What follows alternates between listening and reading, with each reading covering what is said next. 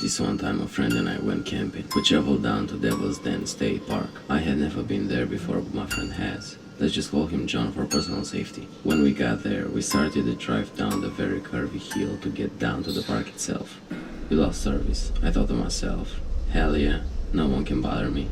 As we pulled up to the hiking campsite parking lot, excitement was filling me as it looked cool as hell. You have to cross a creek to get to the trail, then it's about a 5 to 10 minutes hike to our spot. We hiked all of our stuff up and proceeded to get the tent set up. It's about 6 or so when we finally finished getting the tent set up. We then proceeded to go find some firewood, and it was actually a decently difficult task due to the amount of campers in the area.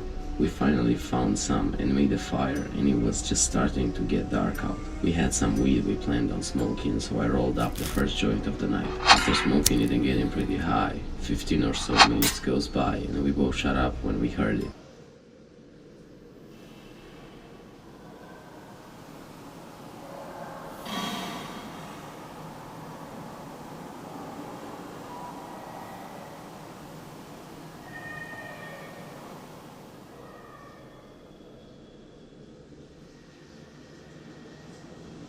I was stunned.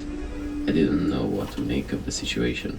We threw our boots on, got flashlights, and as we were stepping out of the tent, she started screaming again. This time screaming the words, "No, stop, and don't." She screamed that for a good 3 minutes, and then one last help, and then she stopped for good. Mind you, these second bursts of screams is all happening as we were dead spreading through the woods as fast as we can to try and find and help her. After she stopped, we stopped, and just listened to see if we could possibly hear anything. Nothing. Nothing at all but dead, eerie silence. I had a very bad feeling in the gut, almost as if something bad had happened to her. To this day, I still have no idea what went down in those woods. I just hope she wasn't murdered.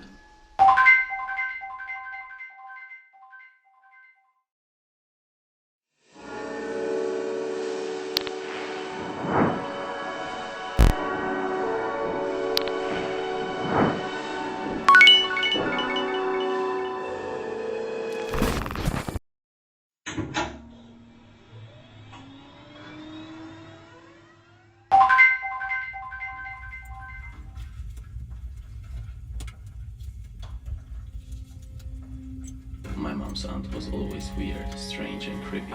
She was like a black sheep of our family. Nobody liked going to her house. There was always something off about the place. You can ask anyone who's ever been there and they will tell you a scary story of their own. Nobody knows exactly why she is constantly summoning something, doing rituals, necromancy or whatever. My grandma said it's because she had a sleep paralysis a long time ago and has been trying to contact a demon that had visited her ever since. I remember one time when I was 6 or 7, me and my mom were visiting her house. It was my first experience there and my first paranormal experience. It was about 7 p.m. and we were getting ready to leave. All I needed to do was just to go to the toilet.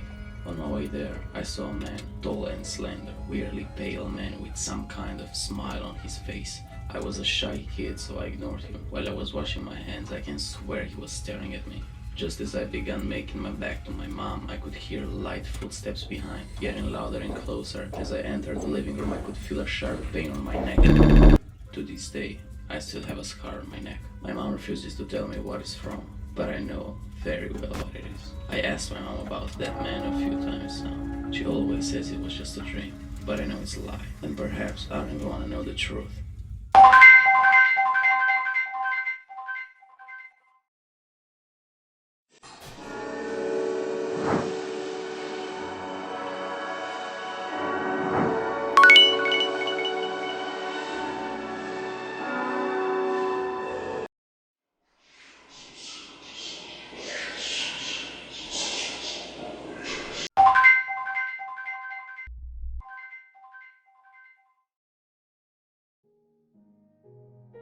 My family has always lived on farmland. Not many trees, no nearby neighbors, nothing. Except for an abandoned house far behind ours. There's a row of trees about 100 feet from my back door, and behind those few trees was this eerie, deserted house. When me and my brother, Todd, were younger, we always wanted to explore this house out of pure curiosity.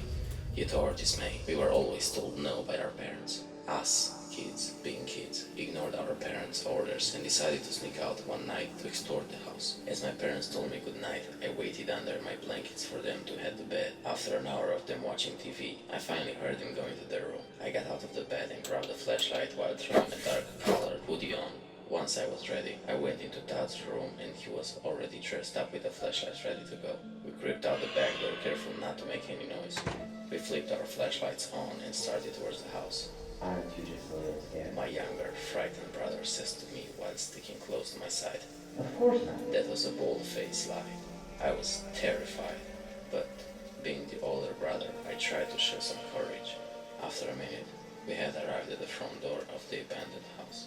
Keep the front door open just in case we have to make it okay. I said jokingly, but seriously to Todd. Once we stepped into the house, I had a chill shoot down my spine. Sweat started to speed down my body as me and Todd examined the interior of the residence. The home was very strange. There was a hallway to my left and some stairs to my right. I say jokingly. Unsurprisingly, Todd is not leaving my side. We first explored the downstairs. Through the hallway, there was a living room with an old, ripped-up couch and a few other pieces of furniture. The home's impression was unusual. A chilling ambience could be heard echoing throughout the fence of the residence. Let's head upstairs. Maybe there will be something cool out there. Todd suggested. We started on the stairs to explore the rest of the house. There were eerie and strange paintings on the wall, making you really wonder who lived there before it was abandoned. Once we got to the top of the stairs, there was a bedroom and a bathroom. They were both empty besides a bunch of clutter junk. This is so lame. Todd mutters from behind me. Yeah, I was expecting to find something interesting. Let's head back. As we walked towards the stairs, a chilling thud from the front door made us freeze in our tracks. It was the front door slamming shut. Was it the wind? Did my parents see us and come follow? Why would they shut the door? Is the original owner back? My mind and heart were racing. Todd and I slowly crept back into the bedroom and got on our stomachs and slid underneath the bed. Covering our mouths, we lied there as we listened to the person walk around downstairs. They walked very slowly and took very heavy footsteps. They went through the kitchen and living room, as my brother and I lay there stunned. Then, the person started on the stairs.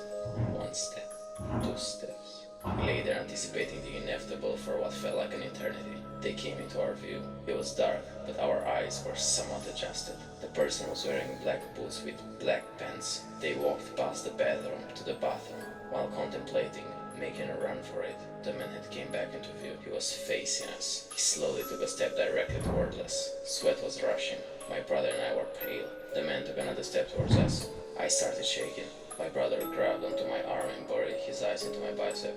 He practically had his boots on our mouths. I shut my eyes while holding my breath, trying to make as little noise as humanly possible. After what seemed like an eternity, the man finally turned and headed for the stairs. He walked straight out the front door, leaving it open. Todd and I took our chance and bolted out the door straight to our house. We made it back safe and never told a soul about what happened to us. The next morning, my dad caught on the news, and the front headline read, "Local man arrested after confessing to multiple home invasions." My heart started to spin. Was that the man? Was he the one who came so very close to finding my brother and I? What would have happened if he found us? It's safe to say that we and Todd won't be sneaking out anytime soon.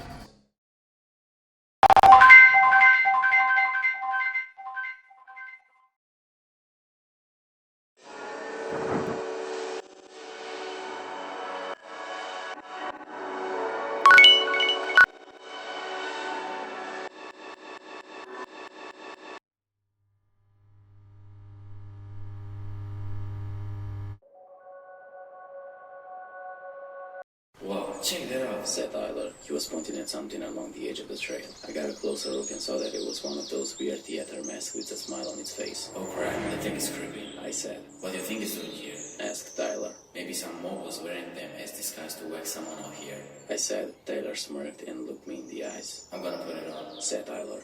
"Dude, don't put the thing on. It's been sitting in the dirt." I said. I winced as chunks of dirt came off the mask. His enthusiasm as he put it on became stone-cold silence. Without a word, he collapsed to the ground. "Tyler!" I shouted. I kneeled down and started shaking him. I could tell that this wasn't one of his usual beats. His body wouldn't have collapsed like that. I pulled the mask off his face and jumped back a bit. He had bugs under his eyes, the color of charcoal. His eyes were blood red. "Tyler, what happened to you?" I was met with no response. Tyler's pupil looked at me for a second before they looked back at the sky. His arms and legs began to twitch like he was making snow angels. Hang on, dude, I'll call for help, I said. I frantically reached into my pocket and grabbed my phone. As I tried to call the local Forest Preserve Rangers, I heard a faint whisper. It felt like I was there for a million years, said Tyler. Before I could react, I felt an arm around my neck. I tried to pull Tyler's arms off me, but he held onto me with an inhuman strength as he forced the mask onto me. When I opened my eyes, all I could see was the mask in front of my vision. There was nothing else beside darkness. I tried to move my body, but was met with resistance on all sides. My body parts were locked in place. I tried to move my head, but couldn't move more than a centimeter. I felt like I was entrapped in a rock dam that perfectly encompassed my body. It was suffocating. I tried to scream. I was in hell. All I could do was stare at the mask as I was stuck in my claustrophobia-inducing tomb for eternity. Those words were the last I ever heard.